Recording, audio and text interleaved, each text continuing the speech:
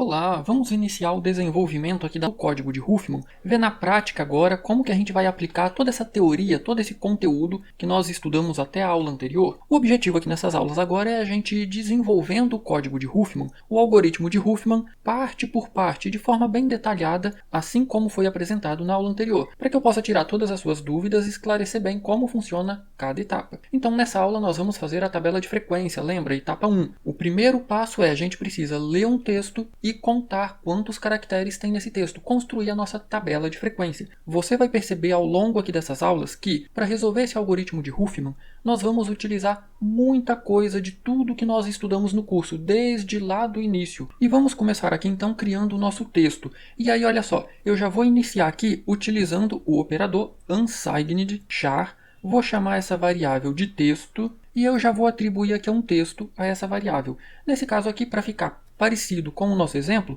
eu vou colocar o texto aqui, vamos aprender a programar. E aí, para ficar bem parecido com o nosso exemplo, na aula teórica eu esqueci de colocar esse R aqui. Então nós trabalhamos apenas com esse texto, vamos aprender a programa. Então, por enquanto, eu vou deixar essa frase aqui para a gente obter a mesma árvore, o mesmo padrão. Depois, então, quando a gente for testar, a gente troca esse texto e coloca um texto diferente, ok? Por que eu coloquei unsigned aqui? Lembrando desse conceito, esse modificador que nós vimos lá no início do curso. Uma variável do tipo char, 1 byte, 8 bits, armazena basicamente um número, e esse número é a identificação de um caractere, de um símbolo na tabela ASCII. Acontece que, por padrão, um char tem um lado positivo e um lado negativo. Só que aqui nós não vamos utilizar essa parte negativa. E detalhe, lembrando, se a gente quer utilizar acentuação, a gente vai precisar utilizar apenas o positivo, porque um caractere, uma variável do tipo char, apenas positiva, ela consegue armazenar valores até 255, ou seja, a gente consegue alcançar a tabela ASCII estendida com a acentuação, C cedilha, tio, acento nas vogais, e aí a gente não vai ter problema com a acentuação, ok? Nós precisamos também criar agora a nossa tabela. Lembra, a gente vai fazer uma tabela de frequência. Essa tabela, como eu mencionei, pode ser um vetor de inteiros. Mas, novamente, nós vamos armazenar apenas números inteiros positivos, certo? Então, vamos utilizar novamente o nosso modificador aqui, unsigned int, e aí eu vou chamar essa variável de tabela underline frequência. E eu preciso aqui agora dar um tamanho para essa tabela. Lembra qual foi o tamanho que eu sugeri lá? Como a gente vai precisar desse tamanho com bastante frequência, eu vou colocar ele aqui como uma constante. Olha só, cerquilha, define, eu vou criar aqui a constante chamada, constante normalmente por convenção é maiúsculo, e aí eu vou dizer que essa constante possui o valor 256. Agora eu posso vir aqui e colocar aqui a nossa constante tam. Como que funciona uma constante? Perceba, uma constante é diferente de uma variável. Toda variável possui uma região de memória associada a ela. Constante não. Isso aqui funciona como que uma tag, um rótulo. Quando o computador for compilar o nosso programa, todo local onde aparecer esse rótulo, essa tag, ele vai trocar por esse valor, 256. Então, o que a gente vai ter aqui é um vetor de inteiro apenas positivo com tamanho 256. Agora, basicamente, olha só, o que eu preciso fazer para ter aí a nossa tabela de frequência? Nós temos aqui um texto, uma pequena frase, certo? A gente precisa percorrer essa frase. Para cada caractere que a gente encontrar aqui, a gente vai incrementar um aqui na nossa tabela de frequência. Se a gente vai incrementar, significa que essa tabela de frequência, então, precisa estar inicializada com 0, concorda? Então, é isso que nós vamos fazer agora. Então, aqui na parte superior, vamos fazer aqui um procedimento que vai receber essa nossa tabela e vai inicializar ela com 0, vai colocar um 0 em todas as posições. É um procedimento, então não vai ter retorno, e aí eu vou chamar esse procedimento de inicializa, underline, tabela, underline, com, underline, 0. Então perceba, o nome ficou um pouquinho extenso, porém ficou muito intuitivo. Qualquer pessoa que entenda português vai ler o nome desse procedimento e já vai ter uma ideia do que vai acontecer aqui. O que a gente precisa receber como parâmetro? A gente precisa receber a nossa tabela, certo? Então, qual o tipo da nossa tabela? Unsigned, int, e aí eu vou chamar aqui apenas de tab. Precisamos receber o tamanho dessa nossa tabela? Não, porque nós temos aqui uma constante com esse tamanho, certo?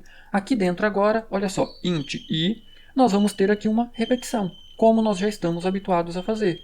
I começando em 0, i vai até menor que a nossa constante tam, com um incremento de 1 em 1. Aqui dentro agora, olha só, tab, na posição i, vai receber 0. Então perceba que esse trecho é bastante simples.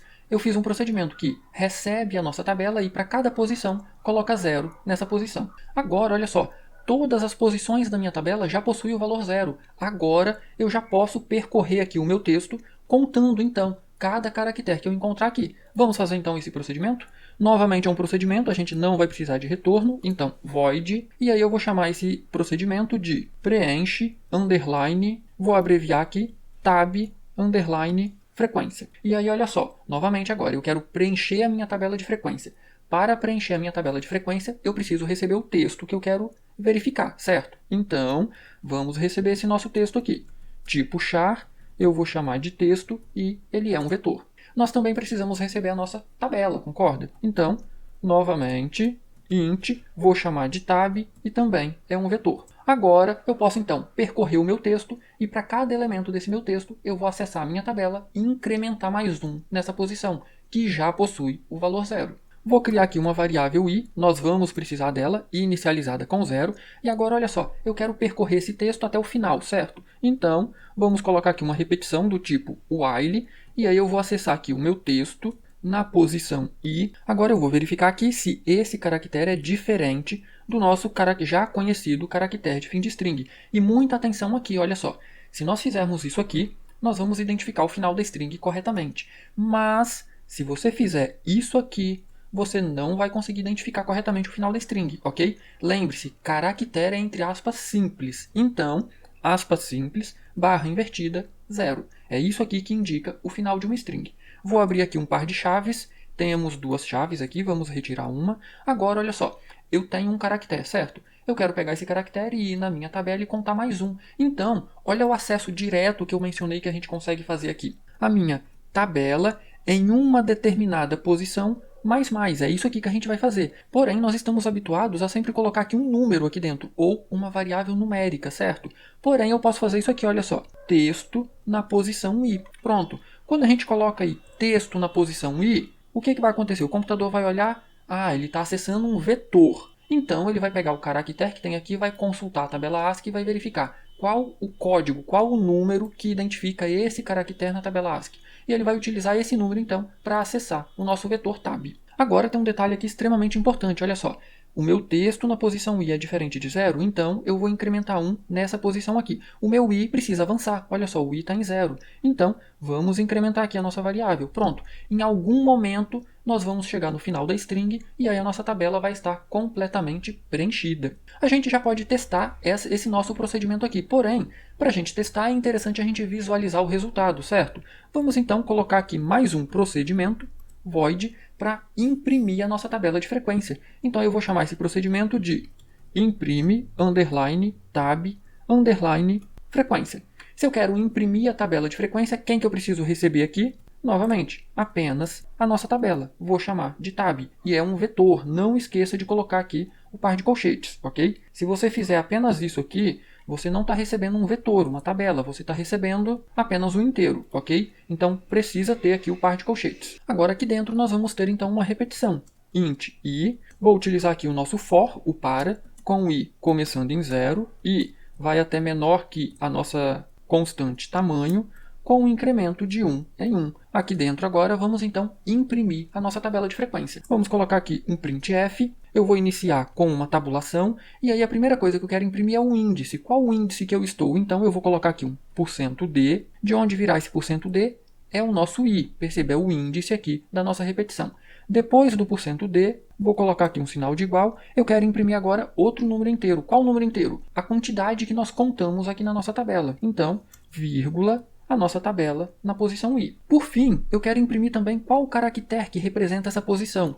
Então eu vou colocar mais um igual aqui, e agora eu vou colocar aqui o %c e vou saltar uma linha. Aqui eu vou colocar mais uma vírgula e novamente a variável i. Lembra, um número inteiro. Se eu imprimo com %d, a gente imprime um número inteiro. Se eu imprimo com %c, ele vai então consultar na tabela ASCII qual é o caractere representado por esse número e vai imprimir aqui. Vamos testar? Só que para a gente testar, olha só, a gente precisa chamar nessa ordem esses três procedimentos. Primeiro, inicializar a tabela, depois preencher a tabela de frequência e, por fim, imprimir a nossa tabela de frequência. Apenas para identificar, eu vou colocar aqui alguns comentários. Olha só, essa primeira parte aqui é a nossa parte 1, tabela de frequência. Eu vou copiar esse trecho aqui, Ctrl C, vou vir aqui agora dentro da nossa função main, vou colar aqui, lembra, a gente tem várias partes, então essa é a parte 1, tabela de frequência.